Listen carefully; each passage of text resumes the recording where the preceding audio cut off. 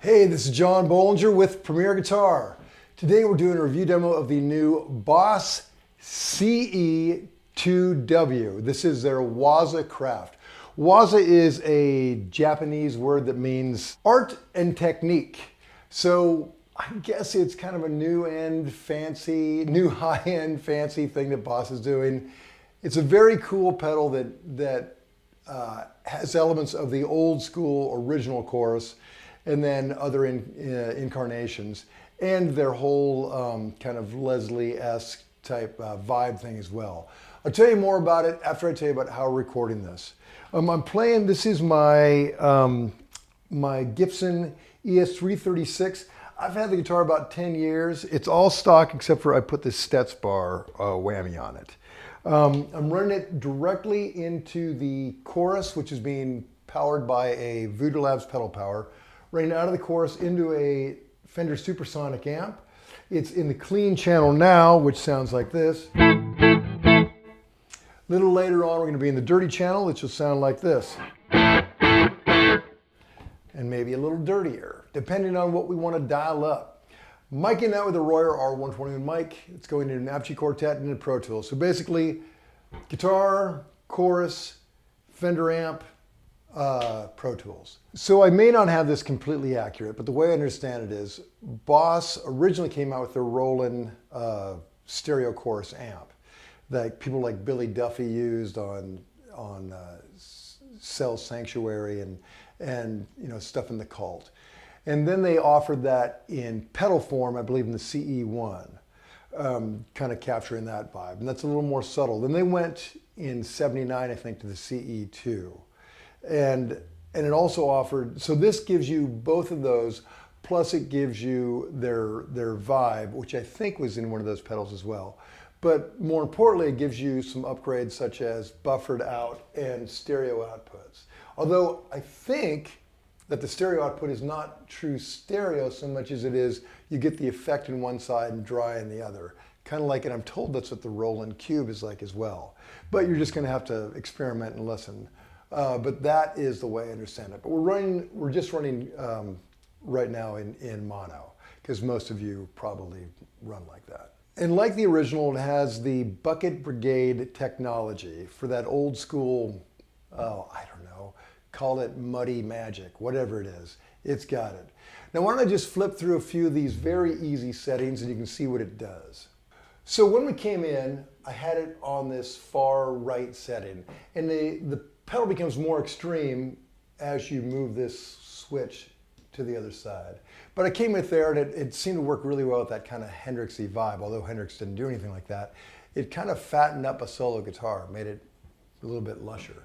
So let me kind of show you what this does. Like I find, as I said, this is a little more subtle, but it's, to me, it kind of has that Andy Summers of the Police thing.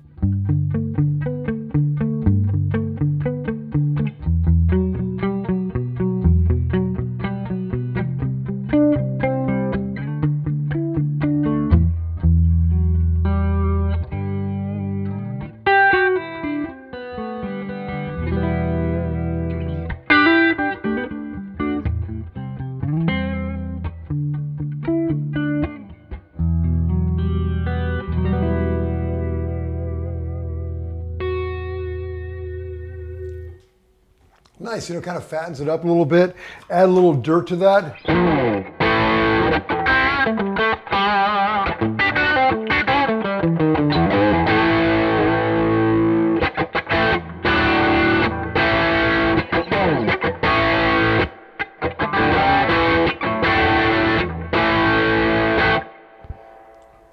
Again, cool sound, kind of like Don Feldner and I guess Joe Walsh were sort of doing in the Eagles. That little kind of chorusing underneath some dirt sounds great. Now, if we move it over here, a little more extreme in the second setting. Now, at that point, on the first setting, you could listen to a guy with that on and think, listen to a player with that on and think, is there an effect? I don't know. But on this one, it's obvious there's an effect, and these are just basically in the middle. Like, again, getting back to Andy Summers, if there's two things I know about Andy Summers, he loved chorusing and he loved major nines. Or that ninth chord. So, using that with a more extreme thing is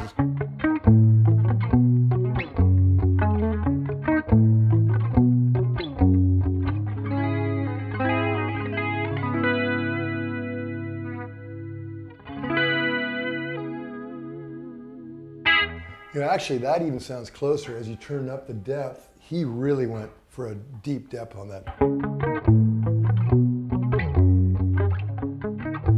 That's definitely closer.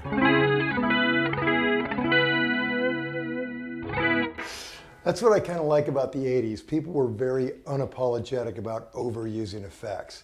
It's like there was nothing subtle about it. And it just kept getting bigger and bigger. But that's another story. So that's the second setting, cool sounds in there. You could kind of, to me, when the rate gets up there, it gets a little,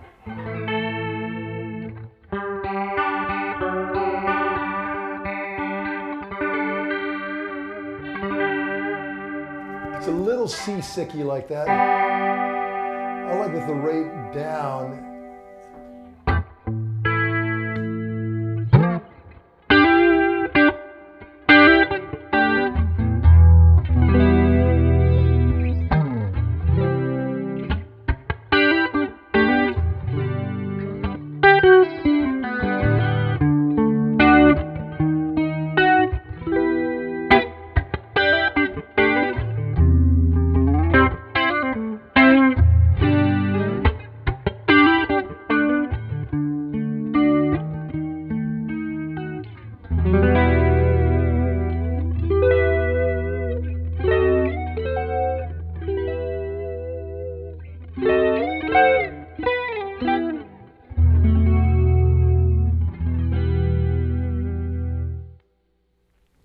Also, guys like John Schofield, jazzers like that, use this effect a lot. I think he played the boss. I'm not sure if it's, but I think that was like a big part of his sound back in the day.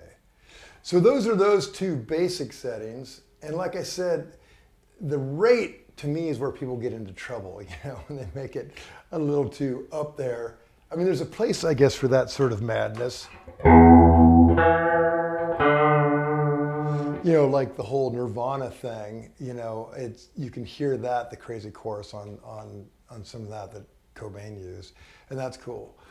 Now the third setting is right over here, and this is their vibe, and it sounds pretty vibey. Let me just show you for a classic vibey sound.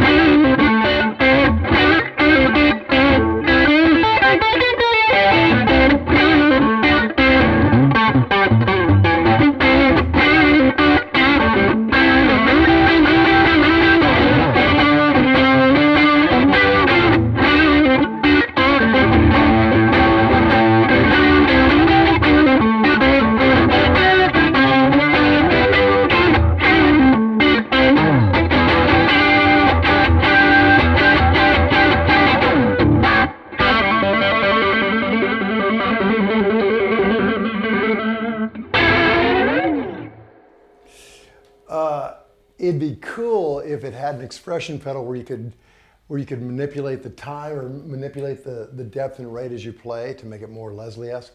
But nonetheless, for just copying that sort of Leslie-esque kind of thing on the fly, not bad in a tiny pedal. So why don't I do this? I'll just kind of flip through all the settings and you can hear what it does, both clean and dirty. Now right now we're still in the vibrato setting, and to me, clean, it's almost like that Lowry organ man in the mall, that kind of sound.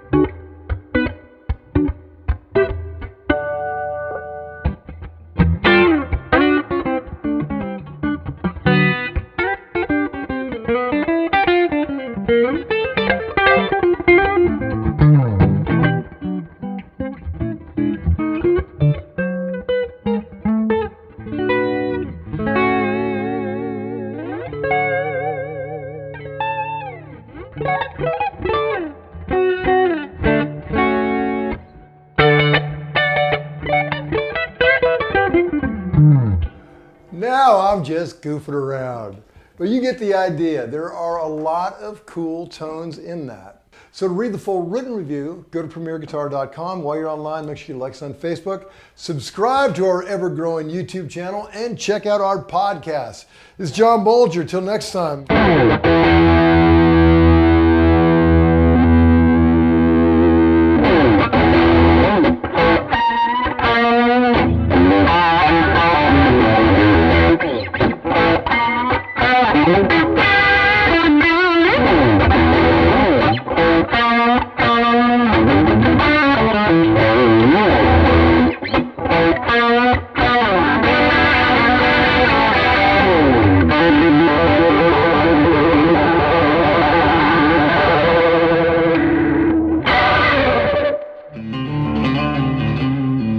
Don't forget to sign up for PG Perks, your all-access pass to exclusive gear giveaways and discounts on premierguitar.com.